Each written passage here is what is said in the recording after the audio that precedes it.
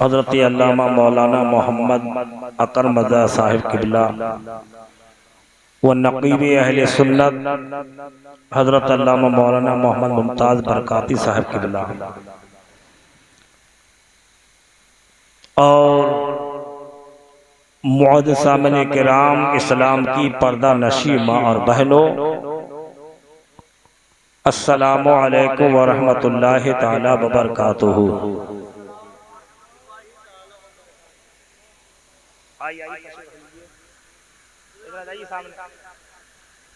माशाअल्लाह, आप ही तो हैं माशाअल्लाह आदमी, तो जरूरत भी दाढ़ी वाले आदमी की है ना। माशाअल्लाह, वालेकुम सलाम।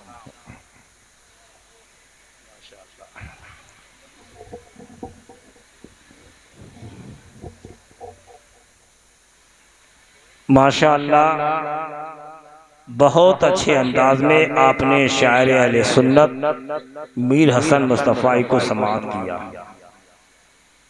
और बहुत अच्छा खिताब हज़रत अल्लामा हाफिज़ कारी मोहम्मद सरफराज साहिब किबला को भी समाअत किया। शायर अहले सुन्नत असलम हिल्लौरी को भी आपने समाअत किया। वक्त धीरे काफ़ी हो चुका है। हज़रत अल्लामा मौलाना अकरम साहब का भी खिताब होना है थोड़ी देर, तो आप जल्दी उठ के तो नहीं जाएंगे?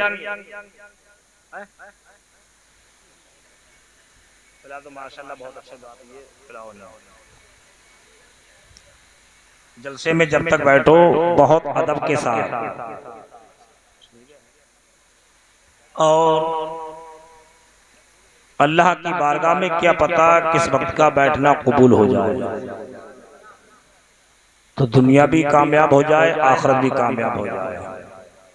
लेकिन समाअत भी बहुत अच्छे तरीके से करना है। ऐसा ना हो कि मैं कुछ बोलूं आपको समझे बात खराब हो जाएगी। एक साहब जलसे में पहुंचे, मौलवी साहब, तो उन्होंने बहुत अच्छी तकरीर की। तो उन्होंने कहा भाइयों इस्लाम बहुत पीछे है। तो एक साहब का नाम इस्लाम था, वो पीछे बैठे हुए थे, तो पीछे से उठे तो बीच में आके बैठ गए। फिर उन्होंने तकरीर की, कहा कि भाइयों इस्लाम बहुत पीछे है, तो बीच से उठे वो आगे आगे बैठ गए। फिर कहा कि इस्लाम बहुत पीछे है, तो स्टेज पर बोले तुम्हारे क्या सर पर बैठ जाऊं क्या? तुमने कहा इस्लाम बहुत पीछे है, बाकी पीछे था, बीच में आके बैठा। फिर भी आप कह रहे हैं इस्लाम पीछे है, मैं आगे आगे बैठ गया। फिर भी आप कह रहे हैं कि इस्लाम बहुत पीछे है, तो क्या मैं तुम्हारे सर पर बैठ जाऊं क्या? तो मतलब कहने का वहां पर था, मुराद इस्लाम से दीन, यानी दीन में आदमी बहुत पीछे हो गया। वो ये समझ रहे थे कि पता नहीं मुझको कह रहे हैं कि इस्लाम बहुत पीछे है। तो जब तक यहाँ बैठो बहुत सुकून से अदब के दायरे में कान लगा करके बात का मतलब समझा करो। बहुत अच्छी बात है। अल्हम्दुलिल्लाह अल्हम्दुलिल्लाह रब्बिल आलमीन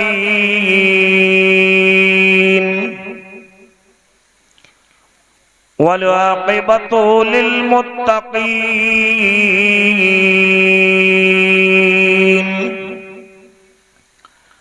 वस्सलातु वस्सलामु अला सय्यिदिल अंबिया'i वल मुरसलीन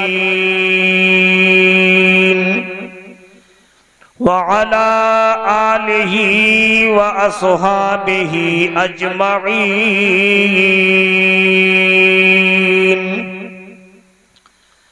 अम्मा बअद फ़अऊज़ु बिल्लाहि मिनश शैतानिर रजीम। बिस्मिल्लाहिर रहमानिर रहीम। या अय्युहन्नासु तक़ू रब्बकुमुल्लज़ी ख़लक़कुम मिन नफ़्सिन वाहिदा। सदक़ल्लाहुल अज़ीम व सदक़ रसूलुहुन नबियुल करीम व नहनु अला ज़ालिका लमिनश शाहिदीन वश्शाकिरीन वल्हम्दुलिल्लाहि रब्बिल आलमीन।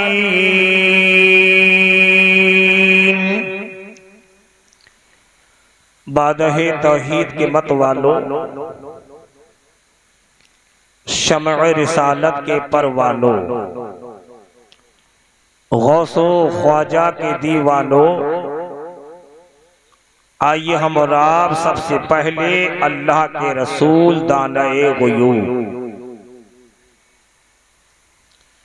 गिरतों को उठाने वाले आका, चांद के दो टुकड़े करने वाले आका,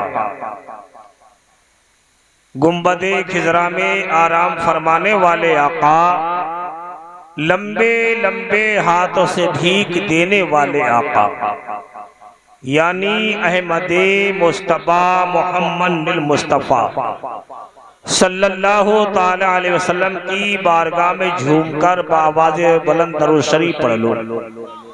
पढ़ो अल्लाह रब्बो मुहम्मदिन सल्लल्लाहु अलैहि वसल्लम नहनु इबादो मुहम्मदिन सल्लल्लाहु अलैहि वसल्लम सलातो व सलामन अलैका या रसूल अल्लाह सल्लल्लाहु।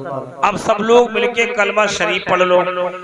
ला इलाहा इल्लल्लाहु मुहम्मदुर रसूलुल्लाह सल्लल्लाहु ताला अलैहि वसल्लम। याद है ना? बच्चों को भी याद होगा। अच्छा एक मरतबा और पढ़ना बुलंद आवाज से, ला इलाहा इल्लल्लाहु मुहम्मदुर रसूलुल्लाह सल्लल्लाहु ताला अलैहि वसल्लम। खाना तो खा चुके हैं आप लोग, भूख तो नहीं लगी आप लोगों को? अब मैं बहुत देर में छोड़ूंगा। हाँ इसलिए मैंने पहले पूछ लिया कि भूख तो नहीं लगी। समझ गए? जागना समझ गए? महफिल अल्हम्दुलिल्लाह बहुत अच्छी जमी है, छोड़े लोग हैं यहाँ। आज ख्वाजा भी हैं, गौस भी हैं। नजर हो तो सबसे मुलाकात हो। थोड़े ही है लेकिन अल्हम्दुलिल्लाह जिंदा दिल है। बहुत अच्छे अंदाज में आपने नाज शरीफ समात की। अगर इजाजत हो सरफ तो दो शेर पढ़ दूं मैं मिलकर के। ये सुभान अल्लाह आला का कलाम है। सुबह सरिता बाक़दमो है ताने सुल्तान ज़मन फूल, यानी सर से लेके और सरकार जो है फूल ही फूल है, यानी खुशबू निकलती है। सुभान अल्लाह।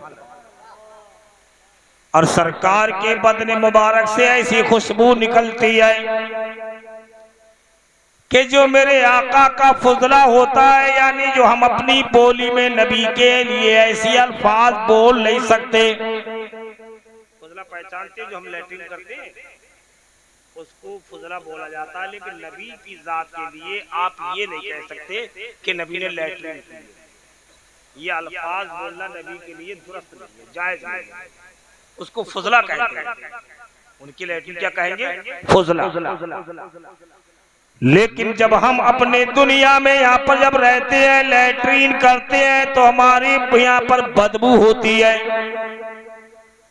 लेकिन सरकार के फुजला के अंदर खुशबू आती थी। दीदी पिला दो यार जरा, शरबत पिलाते हैं। चलो पिला दो जो कुछ है। चलो शरबत बाद में जाए इंशाअल्लाह। हाँ जल्दी जल्दी पिला दो।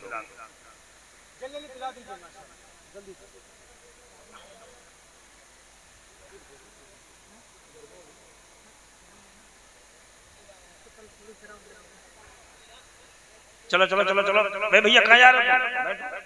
मौका का फायदा बता दो। अच्छा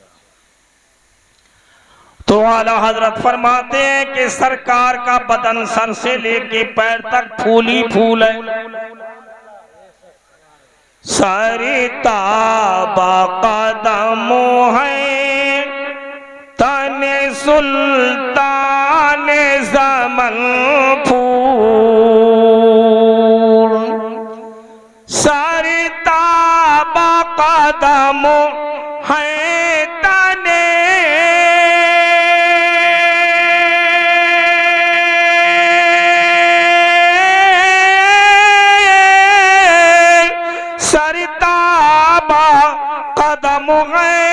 तने सुल्तान ज़मन फूल, लब फूल दहन फूल, ज़क़न फूल बदन फूल।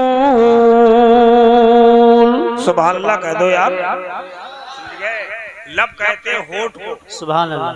सरकार का ये भी फूल, और दहन कहते हैं मुंह को, ये भी फूल, और ज़क़न कहते हैं ठोड़ी को, ये भी फूल, बल्कि पूरा बदन फूल। सुभान अल्लाह।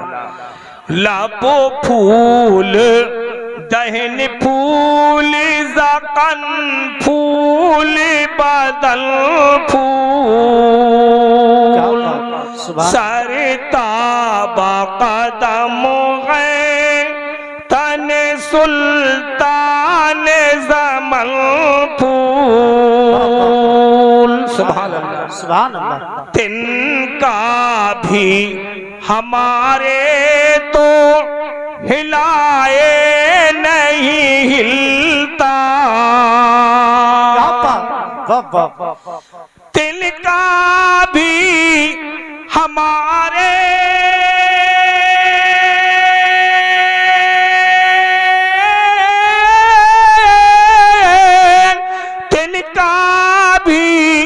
हमारे तो हिलाए नहीं हिलता, तुम चाहो तो हो जाए अभी को में हल फूल, तुम चाहो तो हो जाए अभी को में हल फूल, सर ताबा कदम है तने सुल्तान ज़मन फूल। और कहते जरा सुभान अल्लाह। ये सरकार के पसीने की खुशबू आती थी। एक साहबी रसूल थे मदीने शरीफ में, वो इत्र का काम करते थे, इत्र बेचते थे। सरकार तशरीफ फरमा है लेटे हुए, तो उन्होंने ऐसे सरकार के बदन से पसीने को खींचा और अपने इत्र में डाल दिया,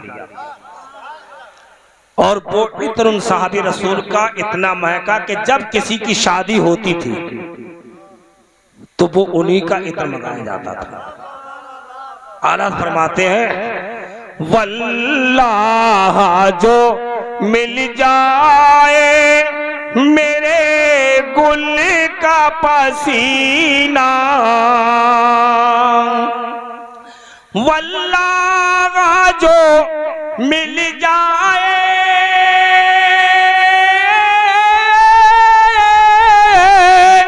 वल्लाह जो मिल जाए मेरे गुल का पसीना, मांगे न कभी इत्र न फिर चाहे दुल्हन फूल। नारे तकबीर, नारे रिसालत, कलामे सरकारे आला हजरत, इश्क मोहब्बत, इश्क मोहब्बत, उस्तादुल उलमा मुफ्ती शाहिद रजा कादरी साहब किबला। बहुत अच्छे मुफ्ती। क्या बात रजा उसे चमनिस्तान करम की, क्या बात रजा उसे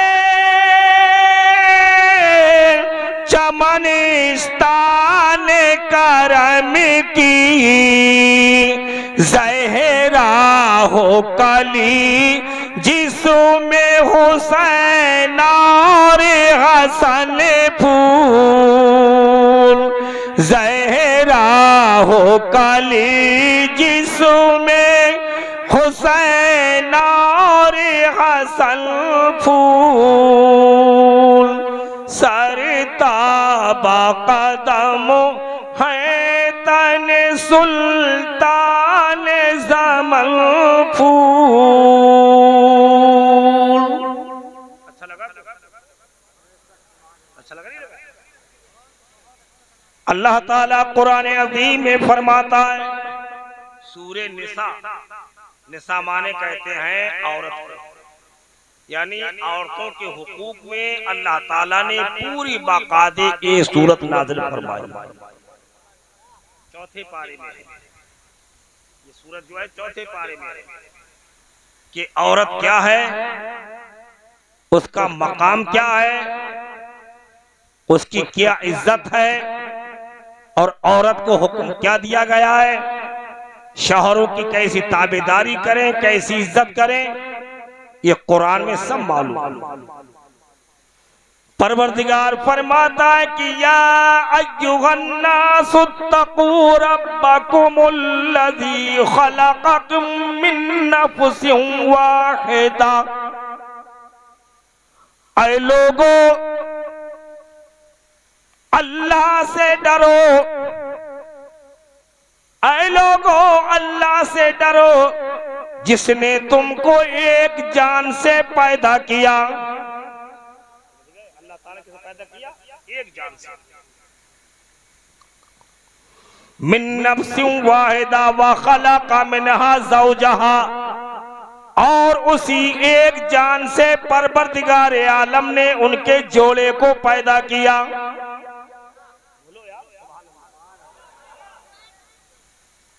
एक जान से उनके जोड़े को पैदा किया, यानी उसकी बीवी को पैदा किया।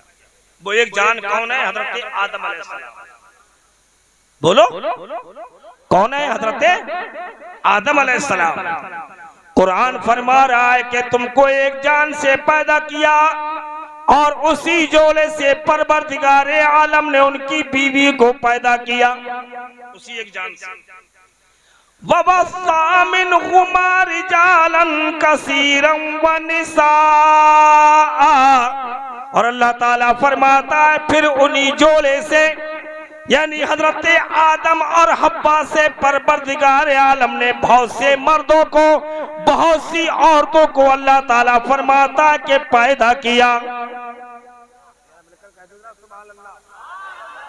बहुत गहरी बात बता रहा हूँ मैं आपको, इल्मी बात तो सुनती हूँ, लेकिन ये बात तो सुना करो, समझ गए कि हजरत आदम अलैहिस्सलाम से बहुत वबस्सा मिनहुमा रिजालन कसीरन व निसाआ, बहुत से मर्दों को, बहुत सी औरतों को अल्लाह ने उन्हीं से पैदा किया।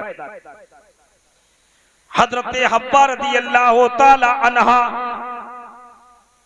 रोजाना खुदा की कुदरत से, खुदा की शान देखिए, रोजाना उनसे एक बच्चा पैदा होता था।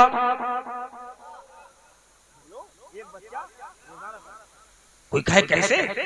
इन्नल्लाह अला कुल्लि शैइन कदीर, बेशक अल्लाह सब कुछ कर सकता है। अल्लाह ताला सब कुछ कर सकता है। मैं आपको पढ़ा रहा हूँ, ये बहुत अकीदे की बातें हैं, ये समझ गए। ये तकरीर बहुत कम मिलती है सुनने को, ईहू वाले नहीं, बिल्कुल गौर से सुनो कि देखो हमारा मज़हब इस्लाम के अंदर क्या प्यारी शान है, कुरान की कैसे हमें समझा रहा है।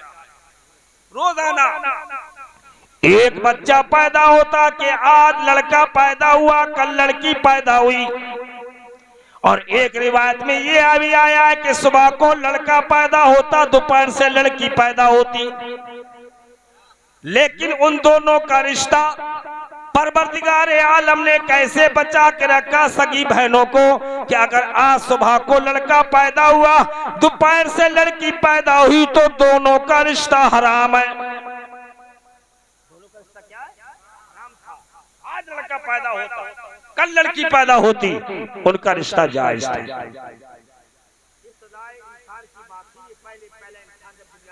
लेके आया, सुभान अल्लाह।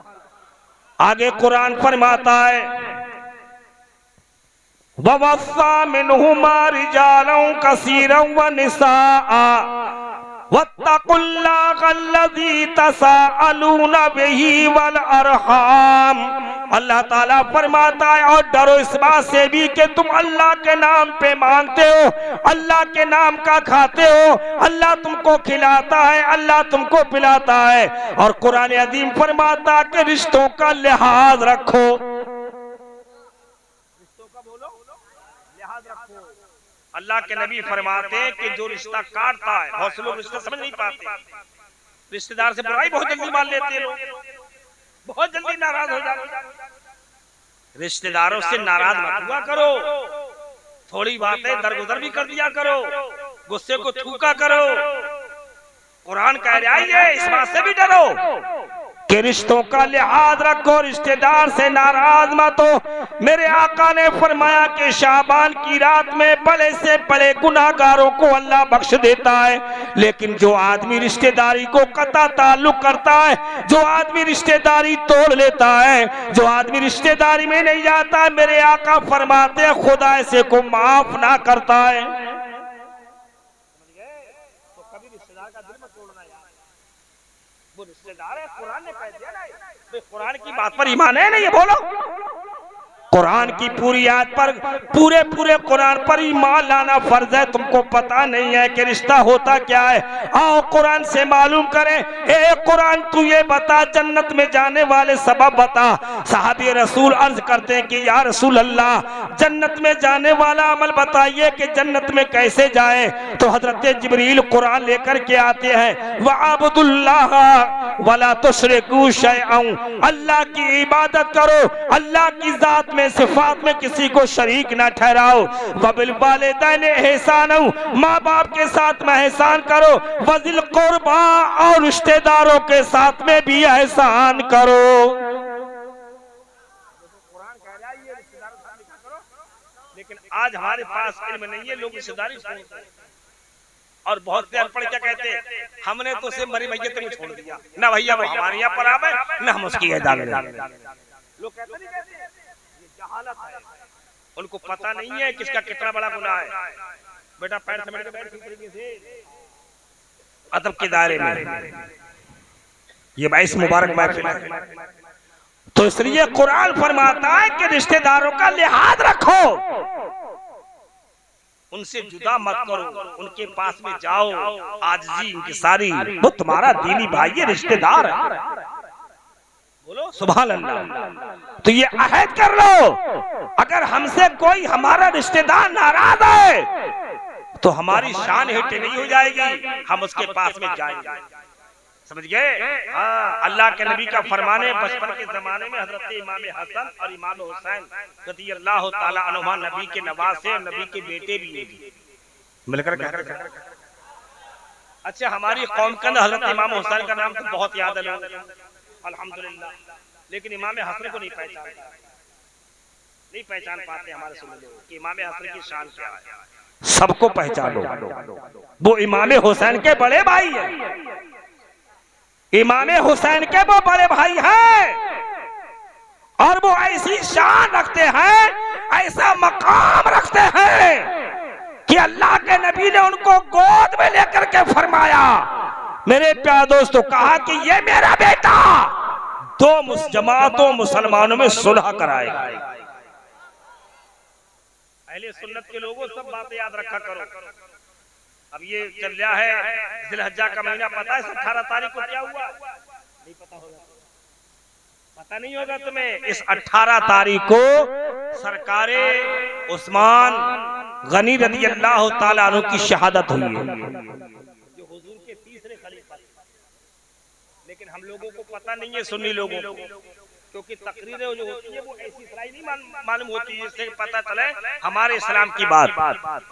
समझ गए? अब तो लोगों को ये मालूम, खाली एक साहब की दोस्ती हो गई थी एक दूसरे मजहब वाले आदमी, उनको पता कुछ नहीं था, मुसलमान को पता नहीं था।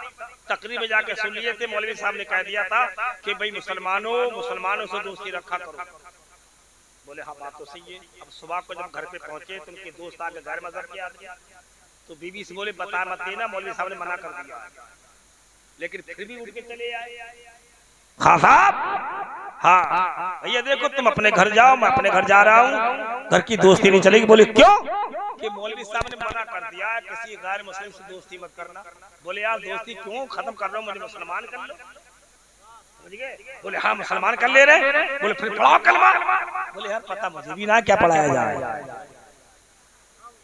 मुझे पता नहीं क्या पढ़ाना पड़े, तो कम से कम इतनी बात याद होना चाहिए, हजरत इमाम हसन और इमाम हुसैन रज़ियल्लाहु ताला अन्हु में 3 दिन के लिए बोलचाल खत्म हो गई। और मेरे आका ने फरमाया मुसलमान की शान ये नहीं है कि वो अपने दीनी भाई से बोलचाल को खत्म कर दे, 3 दिन से ज्यादा होना ना चाहिए। अगर 3 दिन से ज्यादा बोलचाल उसने खत्म कर दिया है तो परवरदिगार आलम की तरफ से रहमतें उड़ जाती है। लेकिन मेरे सरकार ने ये फरमाया कि जो मुसलमान दूसरे मुसलमान को मनाने जाता है तो मनाने वाला आदमी जन्नत में पहले जाएगा। मिलकर कह दो यार सुभान अल्लाह। मेरी बात पसंद नहीं आ रही आपको? कि जो मुसलमान दूसरे मुसलमान को मनाने जाए तो मेरे आका ने फरमाया कि वो आदमी जन्नत में पहले जाएगा उससे। और इमाम हसन बड़े थे, इमाम हुसैन छोटे थे। तो मेरे सरकार ने हजरत इमाम हुसैन से कहा कि बेटा तुम्हारे वो बड़े भाई हैं, तुम उनको मनाने जाओ। तो कहा कि अब नाना जान आप ही ने तो फरमाया है कि मनाने वाला आदमी जन्नत में पहले जाएगा। मेरा दिल ये नहीं चाहता है कि मैं अपने भाई से जन्नत में पहले चला जाऊं, पहले मेरा बड़ा भाई जन्नत में जाए तो इमाम हसन इमाम हुसैन को गोद में ले लेते हैं। वाह, नारे तकबीर, नारे रिसालत, मसलक आला हजरत मुफ्ती शाहिद रजा कादरी साहब को किसी रिश्तेदार से नाराज मत होना, ये कुरान कह रहा है, अल्लाह कुरान में बयान फरमा रहा है। तो मेरे प्यारे दोस्तों हजरत आदम अला नबीना अलैहि सलातो वस्सलाम जन्नत में है। सुभान अल्लाह, सुभान अल्लाह। बोलो किस जगह है? जन्नत में। कुरान अज़ीम की तफसीर में आया है, आप सो गए, जब सो जाते तो मिनजिल अज़लाइल युसरा, हजरत आदम की बाईं पसली को निकाला। सोते में फरिश्तों को अल्लाह ने हुक्म दिया कि बाईं पसली से इसको बाहर करो। जब पसली बाहर की तो हजरत हव्वा रज़ियल्लाहु ताला अन्हा को अल्लाह ने अपनी कुदरत कामला से पैदा किया। और जब वो औरत बन गई तो वहीं पर बैठ गई, हजरत आदम का जिस्म बिल्कुल सही हो गया। सुभान अल्लाह। एक साहब लोग दुनियावी साइंस की बात तो मान लेते हैं लेकिन शरीयत की मानने को बहुत इनकार करते। एक साहब ने इनकार किया, यार कैसे हो सकता है ये? तो मैंने उससे ये कहा कि देखो पेट के अंदर पथरी है, क्या तकलीफ है, कोई हाथ धुल डाला है डॉक्टर? खाली एक मशीन का से लेकर के बता दिया जाता है अल्ट्रासाउंड के अंदर कि ये पथरी है या ये बीमारी। तो साइंस की बात को तो मान लेता है लेकिन कुरान की बात को मानने से इनकार कर रहा है। हजरत आदम अलैहिस्सलाम की जब आँख खुलती है तो हजरत हव्वा को वहां पर पाया तो पूछा कि तुम कौन हो? तो कहा मैं हव्वा हूँ ज़ौजतों का, मैं आपकी बीवी हूँ। सुभान अल्लाह कहिए। कहा कि क्या किस लिए पैदा किया गया? तो हजरत हव्वा ने कहा तुम्हारी रूह को तस्कीन देने के लिए, तुमको सुकून पहुंचाने के लिए। इससे पता ये चल रहा है कि औरत का वजूद दुनिया में जो हुआ है, औरत को खुदा ने पैदा जो किया है वो अपने शौहर की रूह को प्यार दोस्तों तस्कीन पहुंचाए और अब औरत अपने शौहर को खुश करे। इसलिए मेरे आका ने फरमाया कि जो औरत अपने शौहर को खुश कर देती है, जो औरत अपने शौहर की ताबेदारी करती है, कल कयामत के दिन इस औरत का नाम हजरत फातिमा ज़हरा की फहरिस्त में लिख दिया जाएगा। जहाँ से हजरत फातिमा उठ करके आएगी वहीं से ऐसी औरत को उठाया जाएगा। जिंदाबाद, क्या खूबसूरत बयान है माशाअल्लाह। तो हजरत आदम अलैहिस्सलाम के दिल में उल्फत पैदा हुई। आपने हाथ बढ़ाया, फरिश्ते ने कहा कि हाथ वापस करो। पहले हाथ लगाने से पहले बीवी का हक अदा करो। कहा वो क्या है? वो कहा महर। क्या है बोलो? महर, इसका महर अदा करो। हमारे आज लोगों में महर को बहुत हल्का नहीं लिया, समझते नहीं, क्योंकि ये बातें पता ही नहीं होती लोगों को। अपने यहाँ तो कुछ नहीं है, गुजरात में तकरीर करने में जाते हैं, जिस लड़के की शादी होती है तो उसके बाप कहते हैं इमाम साहब मेरे बेटों को अजदबादी जिंदगी के मसाइल जिसकी शादी होने वाली है, उसको अज़दवाजी जिंदगी मसाइल, मियाँ बीवी के रहने का तरीका, एक दूसरे के हुकूक के बारे में कुरान और हदीस से पढ़ के इनको मसला बताया जाए। इसको पढ़ा दीजिए 15 दिन तक, ताकि आने वाली जिंदगी में मियाँ बीवी में नफरत पैदा ना हो। मैंने देखा गुजरात के अंदर, मैं जाता हूँ 12-12, 15-15 दिन रहकर आया हूँ गुजरात के अंदर, वहां पर ये होता है तरीका। अपने आप कुछ नहीं है, दूल्हा बने चले गए, शाम खाना खाया, निकाह हुआ, चले, चेहरा उतार के इधर फेंका। ये होता नहीं होता अपने इलाके में सब में, उसको पता नहीं है। परवरदिगार फरमाता के आदम पहले इसका हक इनके महर अदा करो। हमारे इमाम आजम का फतवा ये है कि बीवी का महर देना वाजिब है। अरे बोलो ना यार। हाँ, जो बाबू पढ़ा रहा हूँ, मदरसे में पढ़ाता हूँ मौना लोग, ये वो पढ़ा रहा हूँ सबक मैं आपको, समझ गए? ये वो सबक है, तुम्हें पता ही नहीं होगा तुम्हें इस सबक के बारे में, जो असल चीज है शरीयत की। इमाम आजम ने फरमाया कि महर देना वाजिब है, और जिस आदमी ने ये नियत कर ली कि कौन देता है, अरे यार ये तो ऐसी चला आया, कौन देता है, महर देने के काबिल है लेकिन दिल पे हराम है और मजाक बना रहा है, तो कयामत के दिन ऐसा आदमी जानी की शक्ल में उठेगा। चने लोहे के हैं बताशा नहीं, सही मुसलमान बनना तमाशा नहीं। सच्चे मुसलमान बनो, नबी के आशिक़दार बन जाओ, हदीसों पर अमल करो, कुरान को मानो कि परवरदिगार कुरान में क्या फरमा रहा है। हजरत आदम के हुक्म होता है कि महर अदा करो। हजरत आदम अर्ज करते कि अल्लाह न ये सोना है, न ये चांदी है, न ये पैसा है, न रुपया है, महर कहाँ से अदा करूं? तो परवरदिगार फरमाता है तुम्हारा महर ये है, तुम मेरे महबूब पर 11 मरतबा दरूद शरीफ पढ़ दो। मिलकर कह दो यार, तुम दरूद पढ़ दो, तुम्हारा महर अदा हो जाएगा। ये महर है हजरत आदम अलैहिस्सलाम का। आपने दरूद पढ़ा, महर अदा हो गया। यही से इंसान का वजूद होता है। इसलिए अल्लाह के नबी ने फरमाया कि निकाह करो। एक सहाबी रसूल है, अल्लाह के नबी फरमाते हैं, वो सहाबी रसूल अर्ज करते हैं कि या रसूल अल्लाह, गुर्बत जाने का नाम ना ले रही है, परेशानी परेशानी झेलता चला रहा हूँ। मेरे आका फरमाते हैं तुम निकाह कर लो, मालदार हो जाओ। सुभान अल्लाह कहिए, तुम निकाह करो, मालदार हो जाओगे। निकाह गुर्बत दूर करता है, निकाह ईमान को मुकम्मल करता है, निकाह से परेशानी दूर होती है। निकाह क्यों दिया गया? इसलिए अगर निकाह ना होता तो इंसान का खानदान कैसे आगे बढ़ता। जो लोग काम करते ना, लड़की वाले की शादी आती है तो बेचारा 6 महीने से इंतजाम करता है कि आज ये सामान लाना, आज वो सामान लाना है। इमाम आजम फरमाते हैं उसका ये सामान इकट्ठा करना, 6 महीने से इंतजाम कर रहा है सामान इकट्ठा करना। आपने फरमाया उसकी नफली नमाज से बेहतर, उसकी नफली नमाज अदा करने से बेहतर है जो अपनी बेटी के लिए इंतजाम करता है। सरकार फरमाते हैं बेटी खुदा की रहमत है, बेटे खुदा के नेमत है, नेमत का हिसाब होता है, खुदा की रहमत का कोई हिसाब नहीं होता है। ये खुदा की रहमतें हैं, समझ गए? अल्लाह के नबी सल्लल्लाहु अलैहि वसल्लम मदीने शरीफ में तशरीफ फरमा, मेरे आका ने फरमाया जिस साहब की 3 लड़कियां हो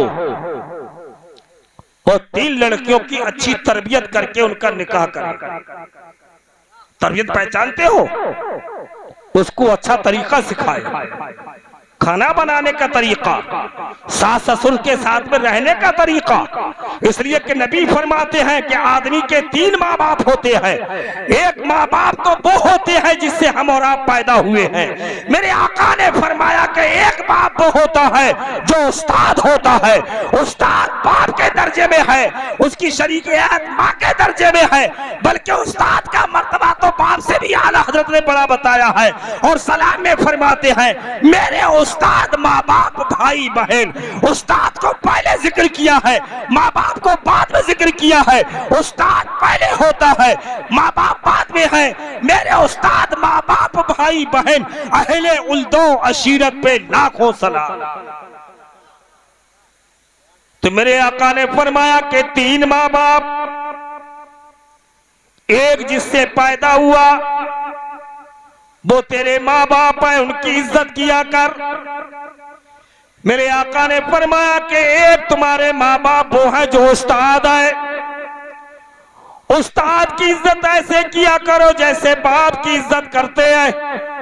आगे आका ने फरमाया कि जिसकी लड़की तू लेके घर में आया है, जो तेरा ससुर है वो भी बाप की तरह है, जो तेरी सास है वो माँ की तरह है। मेरे आका ने फरमाया 3 माँ बाप है, तीनों की इज्जत किया करो। समझ गए? बहुत से लोग तो सास ससुरों को बदतमीज बोल जाते हैं, उनको पता नहीं होता ना मसला। हाँ, उनको पता नहीं, सास ससुर भी माँ बाप के दर्जे में है। तो मेरे आका ने फरमाया कि जिसकी 3 लड़कियां हैं और तीनों लड़कियों की अच्छी तरबियत करे, उनको दीन सिखाए। क्या सिखाए? दीन सिखाए। हमारी मामाएं नहीं सिखाती इस चीज के लिए। हमने देखा 5,000 रिश्तेदारी में जाते हैं, छोटे छोटे बच्चे पैदा होते हैं तो उनको दूध पिलाया, ऐसे डाल दिया, उसके पैर किबला की तरह बच्चे थे। समझ गए? वो पखाना पेशाबी कर लिया, ऐसे पैर मार लिया है, उसके पैर किबला की तरफ है। ये तुमने तरबियत नहीं दी अपनी लड़की को।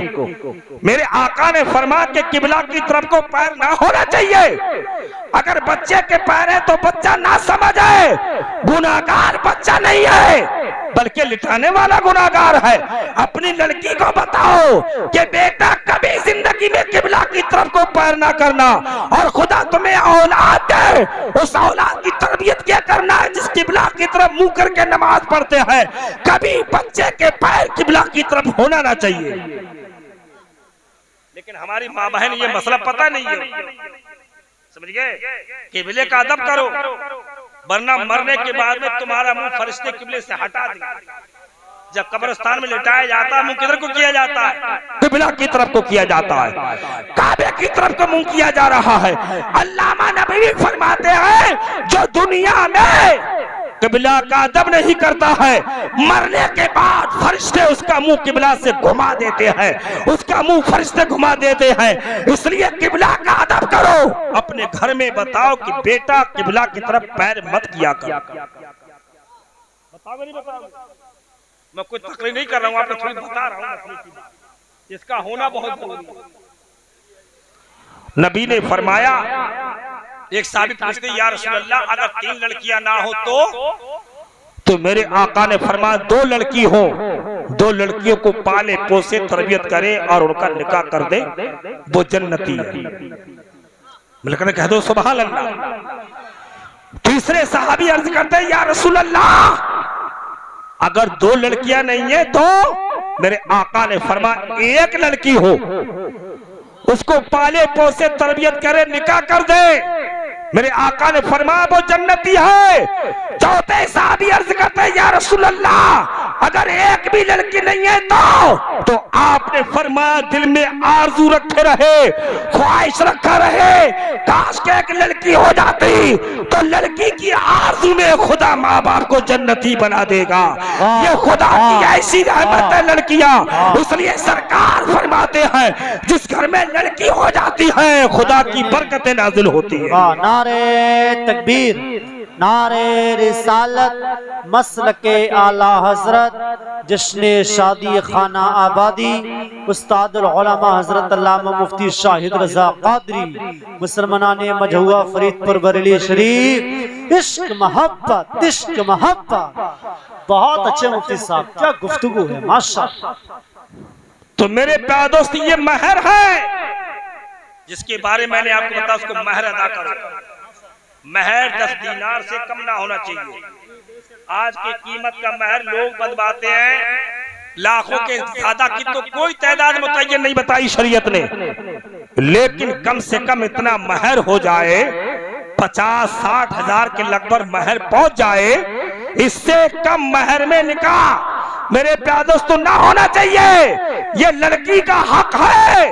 और अल्लाह के नबी फरमाते मिलकर के ये सुभान अल्लाह, जिस घर में शादी होती है चाहे लड़का हो या लड़की हो, खुदा की बरकतें नाजिल।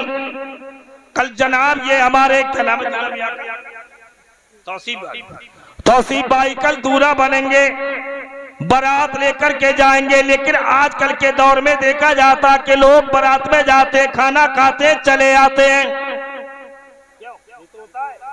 लेकिन आप सवाब के हकदार नहीं, खाली आपने पेट भर लिया और चले जाए। बारात में जाने का भी सवाब मिलता है। इमाम आजम ने फरमाया कि अगर 100 आदमी 50 आदमी जितने भी बारात में आए और वो अपनी आंखों से निकाह देखते रहे कि दूल्हा का निकाह होने वाला है और दूल्हा के निकाह में शरीक होते हैं, मेरे आका ने फरमाया कि जहां निकाह होता है, पहले रसूलुल्लाह के जमानों में निकाह में एक मुस्तहब तरीका बल्कि सुन्नत तरीका ये था कि पहले मस्जिदों में निकाह होता था, दूल्हा को मस्जिद में बिठाया करते थे, दूल्हा को मस्जिद में बिठा करके निकाह पढ़ाते थे।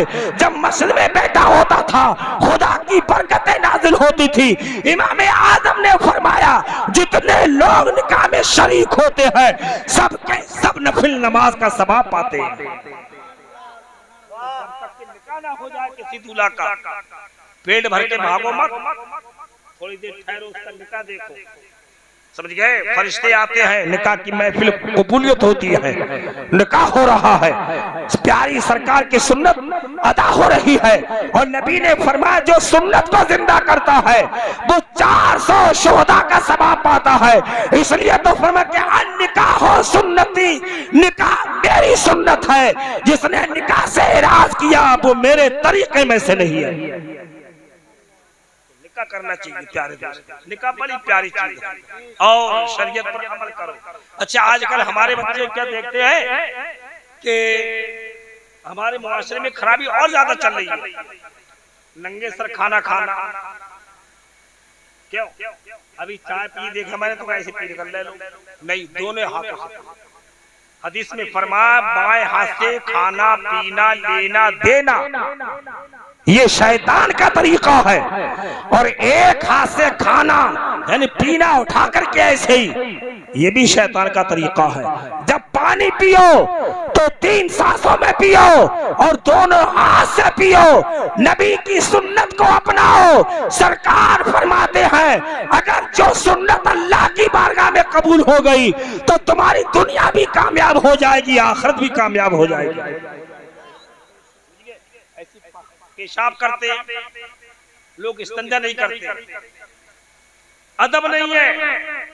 बहुत से लोग लेकर पानी के घर में रहते हैं, माँ बैठी हुई है, बहनें हैं, उनको अदब एहतराम नहीं है। नबी ने फरमाया अल हया शोबतुम मिनल ईमान, हया ईमान का शोबा है। ये घुटने खुल ना पाए, ये रान दिख ना पाए। जिस आदमी की ये रान दिखती है शैतान इसके ऊपर सवारी करता है। परहेज रखो, दीन पे चलो। सरकार का एक रास्ते से गुजर हुआ तो 2 कब्रें पड़ी। हदीस पाक में आया कि मर्रा अला कब्रैन, सरकार का गुजर 2 कब्रों पर हुआ।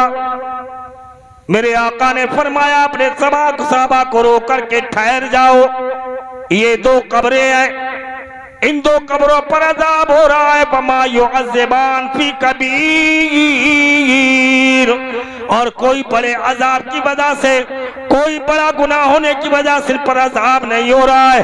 मेरे आका ने फरमा रहा इसका सवाल व अम्मा गाज़ा, रहा इसका सवाल तो यही वो है कि ये खड़े होके पेशाब करता था, पेशाब की छींटों से ना बचता था, पेशाब के कतरों से अपने आप से ना बचाता था।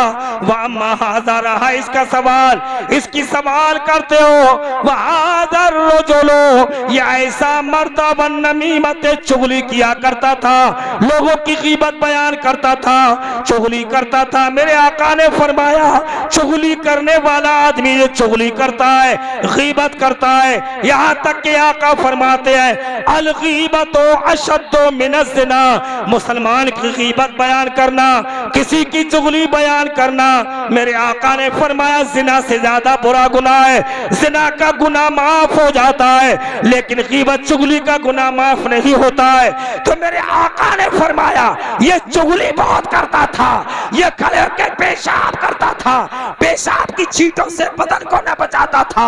उन दोनों की वजह से दोनों कब्रों पर अजाब हो रहा है। हम लोग देखते नहीं है, पेशाब ऐसी कर लेते हैं, पेशाब की छींटों से नहीं बचते, गीबत चुगली करते रहते हैं। हजरत इमाम ग़ज़ाली रहमतुल्लाह ताला अलैह ने फरमाया अपनी किताब मुग़ज़्ज़ल क़ुलूब के अंदर के एक औरत उसको दफनाया गया, दफनाने के बाद उसके भाई को याद आया कि मेरी थैली कब्र में गिर गई है। जब कब्र को दोबारा खोदता है तो मेरे प्यार दोस्तों उसके पैर आगे से पीछे से निकाल के उसको बांधा गया। फौरन दौड़ के आता है और अपनी अम्मी से पूछता है कि अम्मी जान मेरी बहन ने कौन सा ऐसा गुनाह किया है। तो जवाब मिलता है कि तेरी बहन के अंदर ये पुरानी खसलत आदत थी कि लोगों में गीबत करती थी, चुगली बयान करके लोगों के घर उजाड़ दिया करती थी, आपस में दंगा फसाद कराया करती थी। ए मुसलमानों, जलसों का मतलब यही होता है कि हम दीन सीखें, दीन पर अमल करें और हम ऐसे गुनाह से बचे ताकि हमारी औलाद जो पैदा हो, हमारी नस्ल जो पैदा हो वो मुत्तकी परहेजगार बन करके रहे। जितना परहेजगार माँ बाप होते हैं उतनी औलाद भी शरीफ हो जाती है। औलाद भी शरीफ होती है। आपने सुना होगा ना गौसे आज़म के बारे में, लेकर के ये सुभान अल्लाह। हमारी बाल इस्लामी भाइयों को तो नहाने धोने का तरीका भी पता नहीं होगा, समझ गए, उनको गुस्ल का भी पता नहीं होगा। औरत में चाहे मर्द में गुस्ल की बहुत एहतियात होना चाहिए, खासकर औरतों में।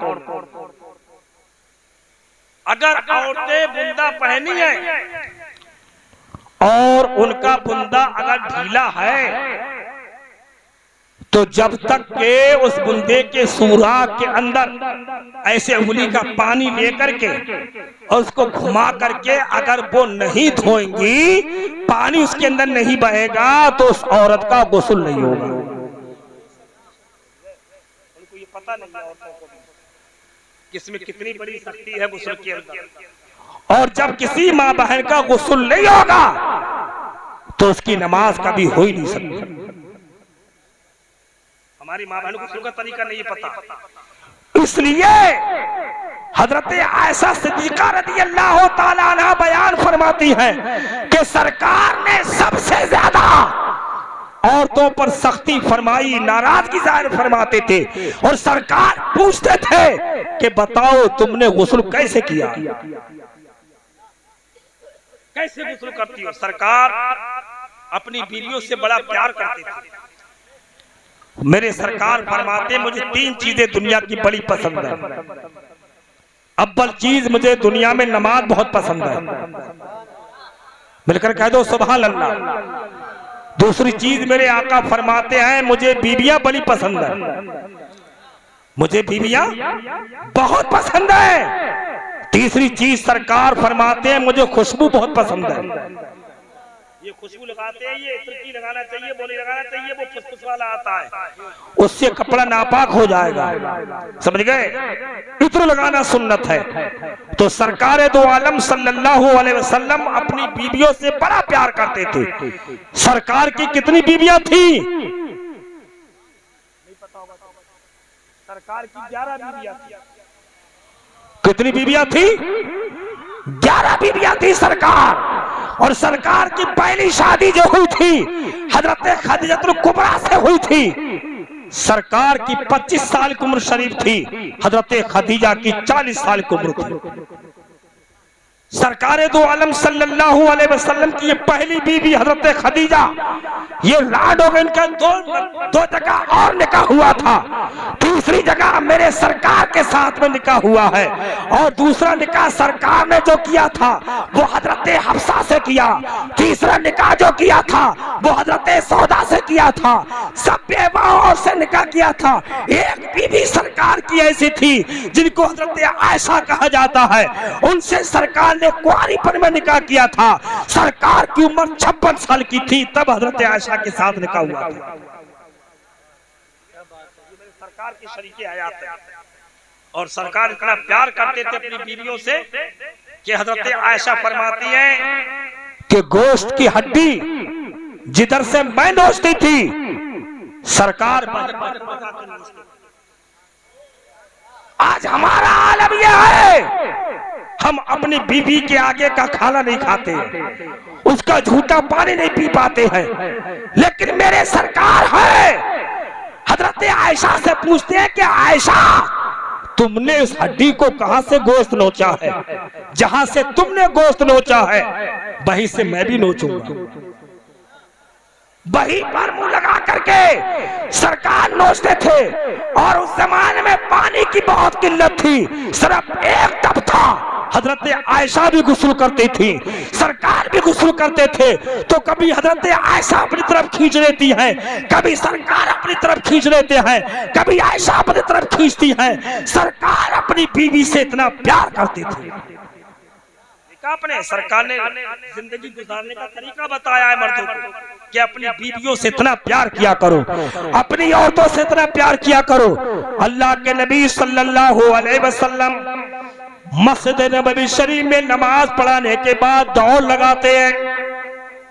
पहले छोटा मदीना शरीफ था, सरकार आगे चलते हैं, हजरत आयशा दौड़ रही है, हजरत आयशा भी दौड़ लगा रही है, सरकार भी दौड़ लगा रहे हैं। मेरे सरकार आगे निकल गए, हजरत आयशा पीछे रह गई। जब दूसरा दिन आता है तब मेरे आका ने फरमा कि आयशा तुम भी चलो, मैं भी चलता हूँ। आज सरकार छोटे छोटे कदम से चल रहे हैं, हजरत आयशा तेजी से चल रही है, मेरे सरकार से आगे निकल जाती है। हजरत आयशा अर्ज करती कि सरकार आज मैं तुमसे जीत गई। तो मेरे आका ने फरमाया कि आयशा जीत तो मैं ही जाता तुमसे, लेकिन मैंने तुम्हारा दिल रखा है, मैंने कदमों को छोटा कर लिया ताकि तुम आगे निकल जाओ, ताकि तुम्हें खुशी हो जाए। इसलिए शौहरों का काम है कि वो अपनी बीवियों को खुश रखें। सरकार कैसे जहां मेरे आका ने नमाज का तरीका बताया है, रोजों का तरीका बताया है, वहीं पर औरतों के साथ में रहने का तरीका बताया है कि औरतों को इतना दिल रखो, उनको इतना खुश करो, उनको इतना खुश करो। यहाँ तक के नबी ने फरमाया कि अगर एक पैसा भी औरत पर खर्च करते हो तो तुम्हारा वो भी सदका लिखा जाता है। लेकिन औरत को भी चाहिए कि अपने शौहर की बड़ी इज्जत करे। एक औरत पूछती या रसूल अल्लाह सल्लल्लाहु अलैहि वसल्लम, मैं अपने शौहर पर फिदा रहती हूँ, बड़ी मोहब्बत करती हूँ, कितनी मोहब्बत करना चाहिए, शौहर का कितना हक अदा हो जाए? तो कहा कि अगर उसके फोड़ा निकल आए, उस फोड़े का पी अगर तू पी ले तो शौहर का हक अदा ना होगा, शौहर का हक तुझसे तब भी अदा ना होगा। मेरे आका ने फरमाया कि मैंने औरतों को सबसे ज्यादा जहन्नम में जलते देखा, इसलिए कि औरतों में नाशुक्री बहुत होती है। मेरे सरकार फरमाते हैं औरत पर लाजिम है हमेशा हर हाल में अपने शौहर की खिदमत और ताबेदारी करती रहे। तो निकाह का यही मतलब होता है कि हम ऐसे जलसों में ऐसे तकरीर सुने ताकि आने वाले वक्त में हम सुधरे। हम बच्चों को कितनी तकलीफ की बात है, बहुत से लोग क्या कहते हैं अनपढ़ लोग कि जूती बेटा हमेशा चप्पल पैर में अच्छी लगती है, जूती जूती की तरह समझो। अगर कोई आदमी अपनी बीवी को समझ रहा है तो माँ बाप को बहुत सी तकलीफ हो जाती है कि वो साहब बीवी को बहुत समझ रहा है। अरे खुशी मनाओ, वो बीवी को इज्जत दे रहा है। हाँ, माँ बाप को माँ बाप को टाइम से खाना दे, जो जरूरत है वो पेश करे। बाकी आदमी वही अच्छा है कि जो आदमी अपनी बीवी पर फिदा रहता है, उसको मोहब्बत के साथ रखता है, उसके मोहब्बत के साथ रहता है। लेकिन कुछ लोग कहते हैं ना, जूती पैर में ही रखो। मतलब उनका कहने का यह है कि औरत को कभी इज्जत ना दो। माज़अल्लाह है, माज़अल्लाह तो और लोगों का मजहब होता है। मजहब इस्लाम के अंदर जहाँ माँ बाप की इज्जत बताई है, वहाँ मुस्तफा ने औरत की भी इज्जत बताई है। औरत का भी मकाम होता है, औरत की भी इज्जत होती है। मेरे सरकार ने फरमाया है कि औरतों की इज्जत किया करो, और औरतों को भी बताया है कि शौहरों की इज्जत किया करो। जब माँ बाप खुशहाल रहते हैं, जब माँ बाप अच्छे बर्ताव रखते हैं, तो औलाद खुशनसीब पैदा होती है, बरकत वाली औलाद पैदा होती है। देखा आपने आजकल के हमारी माँ बहनों को तो समझ गए, नमाज नहीं पढ़ना। अच्छा, एक का तरीका है हमारी माँ बहनों में, शौहर का नाम ना ले, वो ये समझती है कि शौहर का नाम लेने में निकाह टूट जाएगा। कुछ औरतों ने अकीदा बना लिया कि शौहर का अगर नाम ले लिया तो क्या निकाह टूट जाएगा।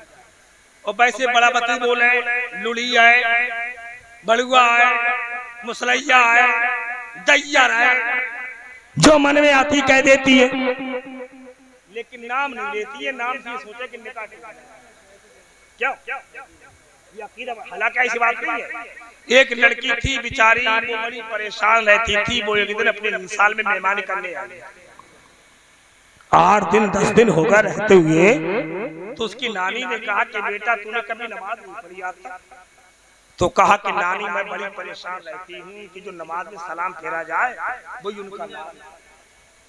रहमतुल्लाह उनका नाम है, अगर मैं रहमतुल्लाह कह दूं तो मेरा निकाह टूट जाएगा। तो नानी ने कहा कि अरे बेटा हम ऐसा मसला बता देंगे, तेरा निकाह हो जाएगा और तेरी नमाज भी हो जाएगी। तो कहा कि कैसा मसला है कि नमाज सही पढ़ा करो, लेकिन जब सलाम फेरा तो ये कह दिया करो अस्सलामु अलैकुम गुड्डू के अब्बू, अस्सलामु अलैकुम गुड्डू के अब्बू, तो तुम्हारी नमाज हो जाए, तुम्हारा निकाह रह जाएगा। यानी ये पता था कि नाम लेने से निकाह टूट जाता है। नाम लेना शौहर का बेअदबी है, लेकिन निकाह नहीं टूटता। अब मर्द सुने दो मसले। बहुत से लोग कह देते हैं गुस्से में आकर के बीवी से, चली जा यहाँ से, निकल जा यहाँ से, मुझे तेरी कोई जरूरत नहीं है। अगर उसके दिल के अंदर ये इरादा है छोड़ने का तो तलाक।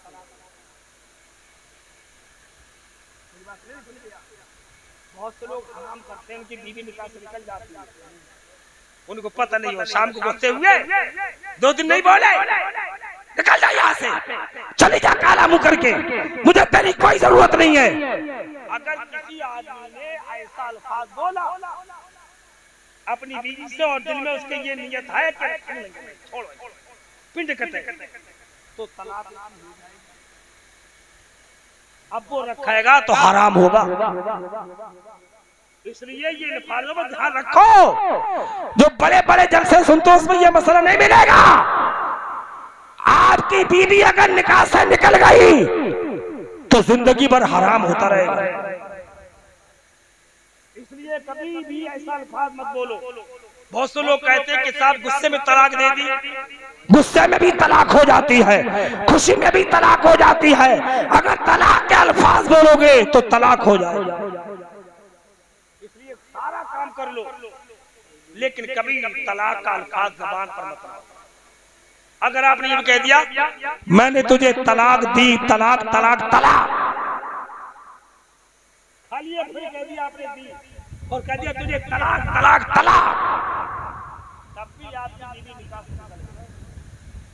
अब निकल गई तो बगैर हलाले के वो तुम्हारे निकाह में फिरते नहीं। ये शरीयत है, शरीयत कुरान का फरमान है। इसलिए दीन सीखो, ऐसा अल्फाज कभी ना बोलो जो जिंदगी भर गुनाह में गुजारना पड़े। ऐसे जिंदगी गुजारो जैसे मुस्तफा जान रहमत ने बताई है, ऐसे जिंदगी गुजारो जैसे गौसे आजम ने बताई है, ऐसी जिंदगी गुजारो जैसे गरीब नवाज ने बताई है, ऐसे रहो जैसे कि आला हजरत ने बताया है। कभी ऐसा अल्फाज मत बोलना कि हमारी बीवी निकाल से निकल जाए और हम पता भी ना चल पाए। समझ गए? पाक साफ रहा करो, नमाज की पाबंदी किया करो, माँ बाप की खिदमत करो। समझ गए? पढ़े हुए नहीं हो, पढ़ने की कोशिश करो, कुरान को खोल के देखा करो। अगर पढ़ खाली देख लिया करो, उसका भी देखना सवाब है। प्यार मोहब्बत से रहा करो, बड़ों की इज्जत किया करो, छोटों से प्यार किया करो। नबी फरमाते जो बड़ों की इज्जत नहीं करता है वो हमारे तरीके में से नहीं है, जो छोटे पर रहम नहीं करता है वो हमारे तरीके पर नहीं है। गाली मत किया करो, गाली बकने से जुबान गंदी हो जाती है, फिर उससे चाहे कितने भी अल्लाह अल्लाह करते रहो काबिल कबूल नहीं हो पाता है। ज़बान की गंदगी दूर होने के लिए कुरान की तिलावत करो, सुबह को बेदार हुआ करो, कलमा शरीफ पढ़ा करो, कलमे से मोहब्बत रखो। दुनिया में जब जाओगे रहोगे, कलमा पढ़ोगे, आखिरत में चले जाओगे, कब्र में उठोगे तो कलमा ही पढ़ते उठोगे। मैं सो जाऊं या मुस्तफा कहते कहते खुले आँख सल्ले अला कहते।